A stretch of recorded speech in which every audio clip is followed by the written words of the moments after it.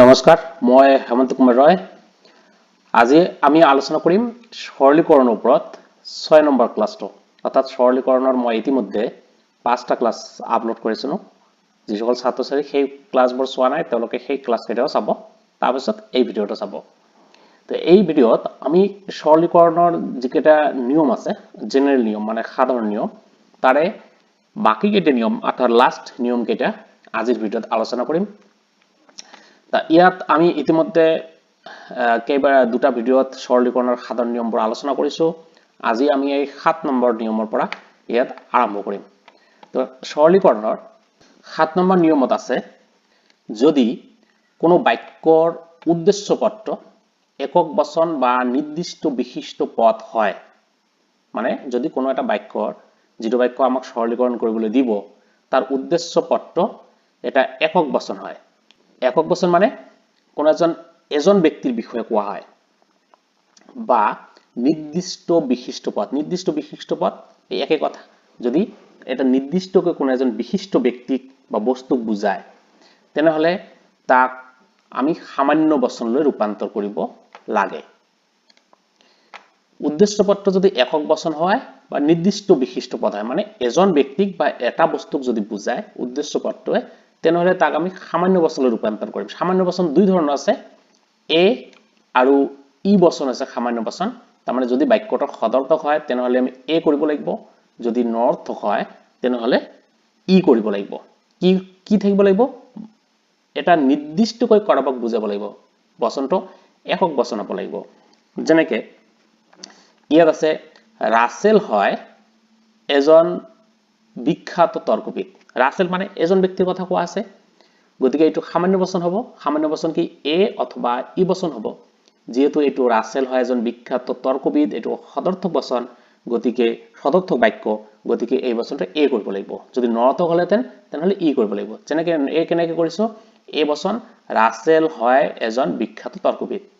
ইয়াত কিন্তু যেহেতু নিৰ্দিষ্টকৈ বুজাইছে, ইয়াত কিন্তু সকলো এই বচনৰ যিটো ৰূপ আছে, সকলো আমি যে এই বচন ৰূপত সদায় সকলো শব্দটো ব্যৱহাৰ কৰো, ইয়াত কিন্তু এইটো ব্যৱহাৰ কৰিব নালাগে, কাৰণ এইটো নিৰ্দিষ্টকৈ বুজোৱা হৈছে। গতিকে ইয়াত সকলো ৰাছেল দিলে ভুল হ'ব। ইয়াত যদি এজন ব্যক্তিক বুজাইছে, গতিকে ইয়াত সকলো কথাটো নাখাটে। ঠিক একেদৰে যদি এজন ব্যক্তিক বা এটা বস্তুক বুজায় কিন্তু নিৰ্দিষ্টকৈ ক'ব লাগিব, কিন্তু সেইটো বাক্যটো নৰ্থক হয়, তেনেহলে সেইটো নৰ্থ ই বচন কৰিব লাগে। যেনেকে জুবিন দাৰ্শনিক নহয়, ই বচনত কি কৰিছো, জুবিন নহয় দাৰ্শনিক। তাৰমানে প্ৰথমটো আছিল ৰাছেল হয় বিখ্যাত তৰ্কবিদ, এইটোৰ ক্ষেত্ৰত আমি কি কৰিছো, ৰাছেল হয় বিখ্যাত তৰ্কবিদ, এইটোৰ ক্ষেত্ৰত আমি কৰিছো কি, এইটোক আমি এই বচন লৈ কৰিছো, কাৰণ বাক্যটো সদৰ্থক। আৰু দ্বিতীয়টোৰ ক্ষেত্ৰত আমি ই বচন কৰিছো, কাৰণ বাক্যটো নৰৰ্থক। জুবিন দাৰ্শনিক নহয়, ই নৰ্থক, সেইকাৰণে ই বচন। কিন্তু ইয়াত এই বচনৰ ৰূপ সকলো বা ই বচনত কোনো এইটো ব্যৱহাৰ কৰা নাই, কাৰণ ইয়াত নিৰ্দিষ্টকৈ এজন ব্যক্তিক বুজোৱা হৈছে। ঠিক একেদৰে ইয়াত এই নিয়মত আৰু কেইটামান কথা আছে। কি কথা আছে? প্ৰথমতে যদি কোনো বাক্যৰ উদ্দেশ্যপত্ৰ একক বচন বা নিৰ্দিষ্ট বিশিষ্ট পদ হয়, তাৰমানে এজন ব্যক্তিক স্পষ্টকৈ বুজায়, নাম থাকে, কোনো এটা বস্তুৰ স্পষ্ট কথা থাকে, তেনেহলে। কিন্তু যদি বাক্যৰ উদ্দেশ্যপত্ৰ অৰ্থহীন অনিৰ্দিষ্ট পদ হয়, মানে পদটো অৰ্থহীন আৰু অনিৰ্দিষ্ট পদ হয়, নিৰ্দিষ্টকৈ কাকো নকয়, তেনেহলে কি কৰিব লাগিব, আমি আই কৰিব লাগিব অথবা ও। আই কেতিয়া কৰিম? যেতিয়া বচনটো সদৰ্থক হ'ব তেতিয়া আই, যেতিয়া নৰ্থক হ'ব তেতিয়া ও। ইয়াত চোৱা গ নম্বৰ উদাহৰণটো। গ নম্বৰ উদাহৰণ আছে, এটা ধাতু টান নহয়। কোনটো ধাতু? ধাতুটো বহুত আছে, কোনটো ধাতু টান নহয় ইয়াত কিন্তু স্পষ্টকৈ কোৱা নাই। এটা ধাতু টান নহয়, কোনটো তাৰ নাম কোৱা নাই। আগৰ বৰ্ডত যেনেকে ৰাছেল নামটো স্পষ্ট আছিল, জুবিন নামটো স্পষ্ট আছিল, ইয়াত নাই। সেইকাৰণে এইটোক আমি আই বা ও কৰিব লাগিব। কিন্তু বচনটো যিহেতু নৰৰ্থক, এটা ধাতু টান নহয়, গতিকে আমি ও কৰিম। কি হ'ব? কিছুমান ধাতু নহয় টান। তাৰপিছত আছে গ নম্বৰত, এজন ছাত্ৰ উপস্থিত আছে। ইয়াত কিন্তু এজন ছাত্ৰৰ কথা আছে, কোনজন তাত কিন্তু স্পষ্টকৈ উল্লেখ নাই।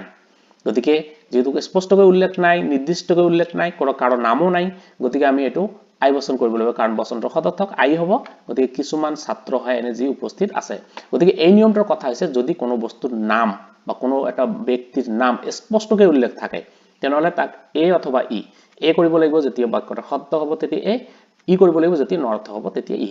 আৰু যদি কাৰো নাম উল্লেখ নাথাকে এজন 10% 10 জন 5 জন এনেকে থাকে তেনেহলে আমি তাক আই বা ও কৰিম আই কৰিম কেতিয়া যদি বাক্যটো সদৰ্থক হ'ব তেতিয়া আই ও হ'ব তেতিয়া যদি বাক্যটো নৰ্থক হ'ব তাৰপিছত এটা নিয়ম আছে 8 নম্বৰত ইচ্ছাবোধক প্ৰশ্নবোধক এই যে শব্দ বাক্য কেইটা আছে ইচ্ছাবোধক যিটো কিছুমান বাক্যত আমাৰ কামনা বাসনা ইচ্ছা প্ৰকাশ কৰা হয় কিছুমান বাক্যত প্ৰশ্ন কৰা হয় কিছুমান বাক্যত ব্যক্তিক আদেশ দিয়া হয় মানে কোনো এটা কৰিবলৈ আদেশ কৰা হয় কিছুমান বাক্যত আমি অনুৰোধ কৰো কিছুমান বাক্যত আমি প্ৰাৰ্থনা কৰো তো এই ধৰণৰ বাক্যবোৰ যদি থাকে ইচ্ছাবোধক মানে প্ৰশ্নবোধক আদেশসূচক অনুৰোধ বাক্যবোৰ যদি থাকে তাৰ ওপৰত ভিত্তি কৰি তৰ্কবিজ্ঞান সন্মতত ৰূপান্তৰ কৰিব লাগে এনেকৈ বাক্যক আমি বাক্যটোৰ অৰ্থ চাই বাক্যটোক তৰ্ক বিজ্ঞান সন্মত ৰূপান্তৰ কৰিব লাগে যেনেকৈ ইয়াত কেইটামান উদাহৰণ আছে এইবোৰ এই নিয়ম কেইটা বেছি ইম্পৰ্টেন্ট নহয় তথাপি আছে যেহেতু কৰিছো তো কি আছে নিজৰ মাকক কোনে বেয়া পায় তাৰমানে সবে নিজৰ মাকক ভাল পায় নিজৰ মাকক কোনো মানুহ নাই যেহেতু ইয়াত মানে বাক্যটোক জোৰ দিয়া হৈছে সেইকাৰণে ই বচন কৰা হৈছে কোনো মানুহ নহয় এনে যে নিজৰ মাকক বেয়া পায়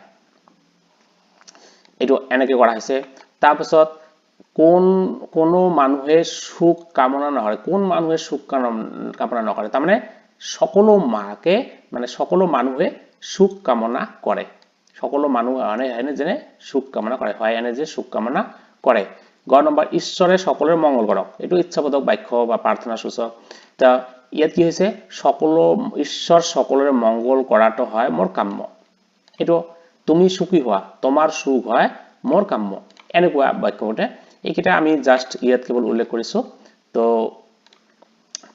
এইকেইটা বাক্য এই বাক্যকেইটা থাকিলে মানে কি আদেশসূচক প্ৰশ্নবোধক এইবোৰ থাকিলে এইটো ইমান গুৰুত্বপূৰ্ণ নিয়ম নহয় জেনেৰেলি আগত যিকেইটা কথা নিয়ম কৰা আছে 7 নম্বৰ লৈকে সেইকেইটা বেছি গুৰুত্বপূৰ্ণ তো এইকেইটা মুঠতে মনত ৰাখিলে হ'ল যে এইকেইটা ইচ্ছাবোধক প্ৰশ্নবোধক আদেশসূচক বাক্যবোৰ থাকিলে আমি বাক্যটোৰ অৰ্থ চাই তাক এনেদৰে কৰিব লাগিব তাৰপিছত আছে 9 নম্বৰত পৰিমাণ স্থান কালে স্পষ্ট ৰূপত নাথাকিলে এই বাক্যবোৰ তাৰ অৰ্থ অনুসৰি সৰলীকৰণ কৰিব লাগে পৰিমাণ মানে কিমান জন মানুহ কিমানটা বস্তু স্পষ্টকৈ উল্লেখ নাথাকিলে আমি তাৰ অৰ্থ চাই এইটো কৰিব লাগিব স্থান মানে কেতিয়া কোত হৈছে সেইটো নাথাকে যদি সময়ৰ কথা স্পষ্টকৈ উল্লেখ নাথাকে সেই ক্ষেত্ৰত আমি বস্তুটোৰ অৰ্থ চাই কৰিব লাগিব এই দুটা নিয়মে একে বস্তুটোৰ অৰ্থৰ ওপৰত চাই যেনেকৈ পৰিমাণ মানে মানুহ মৰণশীল ইয়াত কোনো কথা নাই কিমান মানুহ কিছুমান সকলো এটো চাই কিন্তু আমি যদি মানুহ মৰণশীল বাক্যটোৰ অৰ্থ চাও তেনলে চাম এটা সকলো মানুহ হয় মৰণশীল গতিকে এটো এই বচন কৰা হৈছে সকলো মানুহৰ মৰণশীল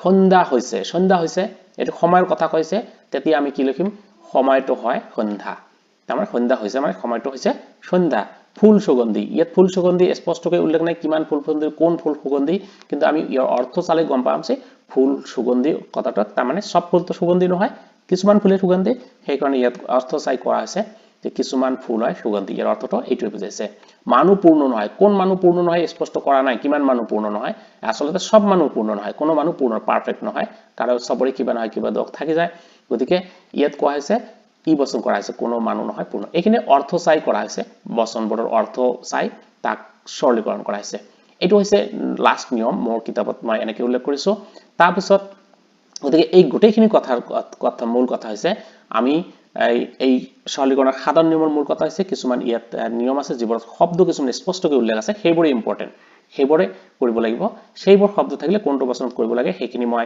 সৰলীকৰণৰ যি কিটা সিৰিয়াল ক্লাছ দিছো সেই গোটেই সিৰিয়াল ক্লাছ কিটা চালে যি সকল ছাত্ৰ ছাত্ৰী সৰলীকৰণ বুজি নাপায় তেওঁলোকে ভালকে আশা কৰিছো বুজি পাব গতিকে এই নিয়ম কেইটা ভালকে পঢ়িলে হ'ল তো নিয়ম কেইটা কিন্তু সৰলীকৰণত এটা মূল কথা হৈছে যিমান সৰলীকৰণ আমি যিমানে নিয়ম মুখস্থ নকৰো কিয় আমাৰ ইয়াত মূল কথা হৈছে প্ৰচেষ্টা আৰু সংশোধন ট্ৰায়াল এণ্ড এৰৰ প্ৰক্ৰিয়াই সফল হ'ব পাৰি আমাৰ সৰলীকৰণ আমি যিমান যি নকৰো কিয় আমি সৰলীকৰণ তেতিয়াই ভালকে কৰিব পাৰিম যেতিয়া আমি প্ৰতিনিয়ত সৰলীকৰণক আমি এক্সাৰসাইজ কৰিম অৰ্থাৎ সৰলীকৰণ প্ৰেক্টিস কৰি থাকিম মানে কিতাপত দিয়া আছে মই নিজে এবাৰ কৰি চালো তাৰ পাছত মিলাই চালো এনেকৈ যদি কৰি থাকো নিয়মবোৰ চাই বাৰে বাৰে যদি কৰি থাকো তেনলে সৰলীকৰণ লাহে লাহে ইজি হৈ পৰিব